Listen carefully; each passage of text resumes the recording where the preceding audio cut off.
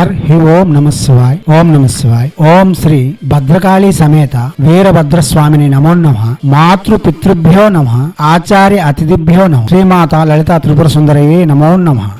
శివశక్తి స్వరూపులారా, ఇప్పుడు చతుషష్ఠి యోగినిలలో షట్త్రయాంశ యోగిని అనగా 36వ యోగిని అయిన కాకిని నాగ నర్తకి యోగిని గురించి చెప్పుకుందాం. ఈమె సాక్షాత్ నాగరాజుతో నృత్యం చేయగలదు. ఈ కాకిని నాగ నర్తకి యోగిని పురుష రూపంలోను స్త్రీ రూపంలోను ప్రకటితమై ఉంటుంది. ఈమె యొక్క ఉపాసన వలన మనకు లలిత కళలందు మరియు నృత్య శాస్త్రమందు అవగాహన పెరుగుతుంది. సినీ నృత్య రంగంలో నాట్య కుశలులైన వారు ఈ యోగిని యొక్క సాధన చేయడం వలన విశేషమైన ప్రతిభను చూపించగలరు. కాగా ఈమె యొక్క అనుగ్రహంతో సకల విధములైన కళలు అలవుకగా లభిస్తాయి. ఈమె ఉత్తీర్ణతకు మరియు ఉత్తేజతకు చిరునామాగా వెలిచి ఉంటుంది. ఈమె యొక్క ఉపాసన వలన సకల సిద్ధులు పొందగలం. దివ్యాత్మ స్వరూపులారా, శ్రీ విద్యా ఉపాసకులు ఈ మంత్రము చేయడం వలన వారి విద్యకు చాలా వరకు ఉపకరిస్తుంది. ఈ మంత్రము కూడా రోజుకి 16 మాలలు 16 రోజులు చేయవలసి ఉంటుంది. ప్రసన్నత చేకూర్చుకోవాలి అనుకునే వాళ్ళు 1,00,000 జపం పూర్తి చేసిన తరువాత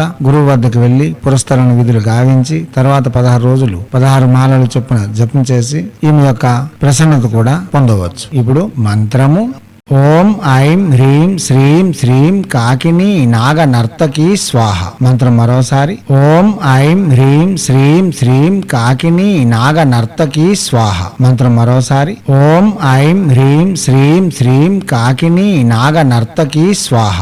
దివ్యాత్మ స్వరూపులారా, ఏ యోగిని ఉపాసన చేసినా వాచక జపమే చేయాలి. మానసిక ఉపాంశ జపం పనికిరాదు. ఎర్రని వస్త్రములు, తులసంధ్య మరసంధ్య, కులదేవతారాధన ఇష్టదేవతారాధన పూర్తి చేసుకుని తులసంధ్య మరసంధ్య కేవలం ఒక 108 చొప్పున జపం చేస్తూ రాత్రి 9 గంటల నుండి 1 గంటలోగా జపం చేయవలసి ఉంటుంది. సుష్ణాతులై ఉంటూ శుచి శుభ్రతలు పాటిస్తూ మద్యపానం మాంసభక్షణ పరస్త్రీ వ్యామోహం పూర్తిగా నిషేధించి జపం చేయవలసి ఉంటుంది. మనం ముందుగా చెప్పే విధానాన్ని అనుసరించి చేయవలసి ఉంటుంది. దీక్షా కంకణ బదిలై భక్తి శ్రద్ధలతో చేయవలసి ఉంటుంది. మనం ఎంత నిష్ఠ నియమాలతో ఈ ఉపాసన చేయగలిగితే ప్రతిఫలితములు అంత సుస్పష్టంగా ఉంటాయి. గురువు వద్ద నుండి యంత్రములు తీసుకుని వచ్చి అష్ట దిగ్బంధన చేస్తూ ఏదైనా ఒక దేవతను ఉపాసన పూర్తి చేసుకుని ఆ దేవతను పీఠ దేవతగా అమర్చుకొని ప్రతిరోజు ఆ దేవతని యథాశక్తి పూజిస్తూ యోగిని సాధనలు చేయవలసి ఉంటుంది. మీరు గురు సమక్షంలో మంత్రం తీసుకుని చేయడం వలన విశేషమైన ఫలితం ఇవ్వగలవు. మీరు ఈ యోగిని సాధన చేయాలన్నా లేక యక్షిని సాధన చేయాలన్నా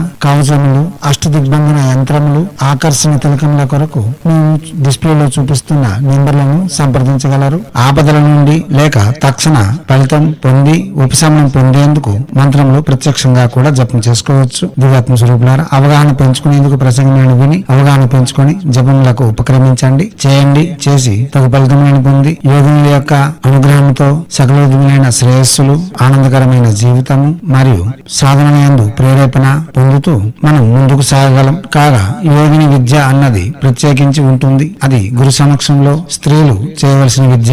స్త్రీలు ప్రత్యక్షంగా యోగినిగా మారే ప్రక్రియలు వేరుగా ఉంటాయి. ఇప్పుడు మనం చెప్పేవన్నీ యోగిని యొక్క అనుగ్రహం పొందేందుకు చెప్పబడుతున్నాయి. ఇవన్నీ చేసి మనం మన సాధనలో ముందుకు పోతూ మన మనస్కామ్యములను నెరవేర్చుకుంటూ ఆనందకరమైన జీవితం గడపాలని హైందవ సనాతన ధర్మ ఋషులు మనకు అందించిన విద్యలు వినియోగించుకోవడంలోను భారతీయ సంస్కృతి సాంప్రదాయాలు కాపాడడంలో ముందంజలో ఉంటూ మన ఆచారాలలో వస్తున్న మర్మ రహస్యాలను విజ్ఞానమును ప్రపంచానికి వెలుగెత్తి చాటేందుకు మీ వంతుగా కృషి చేయాలని కోరుతూ ఎప్పుడు మీ సేవలో రత్నశ్రీ హిందూ సేవా సమాజ్ ఆచార్య భీమ్ సింగ్ రవికుమార్ ఆఫ్ నిఖిలానంద సాగర్ మహారాజ్.